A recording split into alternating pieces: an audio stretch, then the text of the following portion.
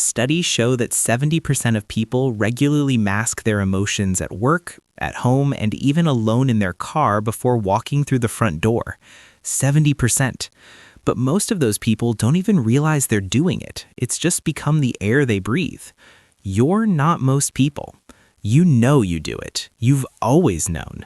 And somewhere behind that composed face, part of you has spent years wondering whether that makes you strong or just deeply, quietly afraid. You weren't always like this. There was a version of you, younger, softer, who wore everything on the outside, who cried when it hurt, who said, "I need help," without calculating the cost first, who hadn't yet learned that vulnerability could be used against you like a key someone copied without asking. Something happened. Maybe it was loud, a parent who mocked your tears, a friendship that shattered the moment you showed your real self.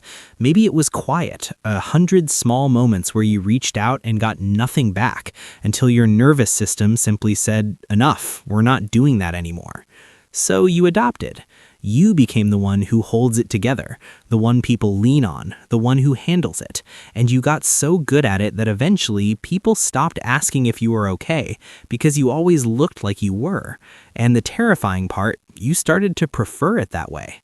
But here's what nobody tells you about that preference. It didn't come from strength. It came from somewhere much earlier than that. In the 1990s, neuroscientist Stephen Porges introduced something called the polyvagal theory.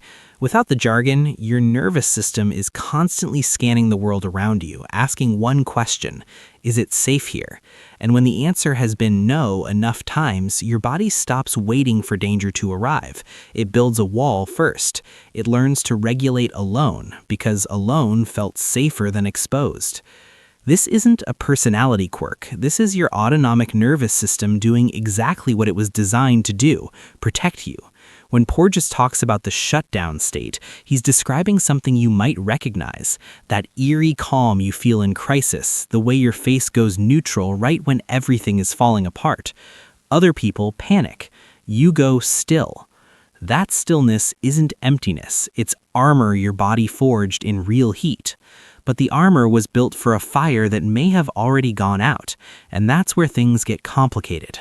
Go back further, before the coping, before the composure, before you learned the difference between being vulnerable and being unsafe. Most people who never show weakness didn't decide to be that way. They were trained into it, not with instructions, but with consequences. The child who was comforted when they stayed quiet but ignored when they cried. The teenager whose emotional outbursts became family emergencies that they then had to manage. The kid who learned that needing something made them a burden, so they stopped needing things, at least out loud. Developmental psychologist John Bowlby spent decades studying how early attachment shapes the way we regulate emotion as adults. What he found was simple and devastating. Children don't learn to hide their feelings because they're strong. They learn to hide them because hiding felt like the only way to stay connected to the people they needed. It's not a flaw. It's a blueprint your younger self drew to survive. And it worked. You made it here. But blueprints drawn for one building don't always fit the next one. And that's the part you might still be figuring out. Here's the part of this video other channels skip, because it doesn't feel good to say it, but you deserve the truth. Chronic emotional suppression has a cost. A 2013 study published in the Journal of Psychosomatic Research found that people who consistently suppress their emotions are significantly more likely to develop cardiovascular problems over time. Harvard research has linked unexpressed stress to higher cortisol levels, disrupted sleep, and a measurably weakened immune response. And then there's the loneliness. Not the kind that comes from being alone. You're probably fine alone.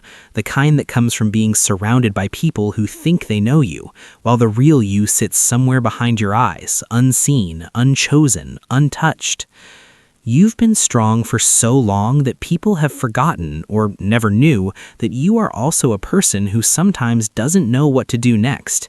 And you haven't corrected them, because correcting them would mean showing them, and showing them feels like the most dangerous thing in the world. But here's what the research says about that danger, and this is where everything shifts. A landmark 2010 study by psychologist James Pennebaker at the University of Texas found that people who periodically expressed difficult emotions, even in writing, even to no one, showed stronger immune function, lower rates of depression, and reported significantly higher life satisfaction. Not people who overshared, not people who processed out loud constantly, just people who let it move through them sometimes instead of holding it perfectly still forever.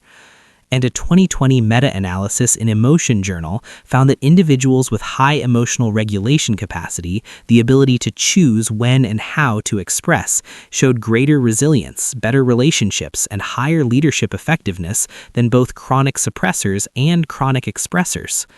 You already have the regulation. You've had it your whole life.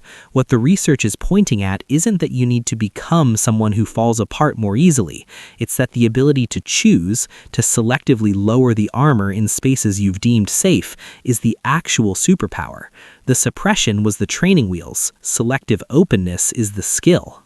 Society has a word for you. They say you're closed off, hard to read, cold. They say it like it's a verdict.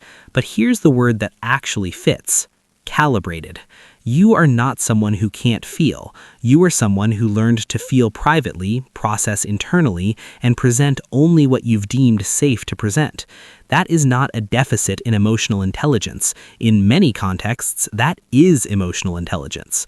The problem was never that you have the skill. The problem was that the skill got locked to one setting and you forgot you were allowed to turn the dial. If you're still watching, it's probably because something in here hit a little too close. And if you're the kind of person this video is about, you won't say that in the comments. You'll just sit with it quietly, alone, and think about it later. That's okay. But I want to say this directly to the part of you that's still wondering.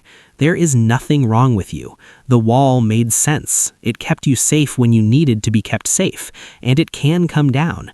Not all at once, not for everyone, but in the right moments, with the right people, one brick at a time. You don't have to perform strength anymore, because surviving this long is the strength. What would you say if someone finally asked how you really were? Drop it in the comments. You might be surprised who's reading. Your armor was always love.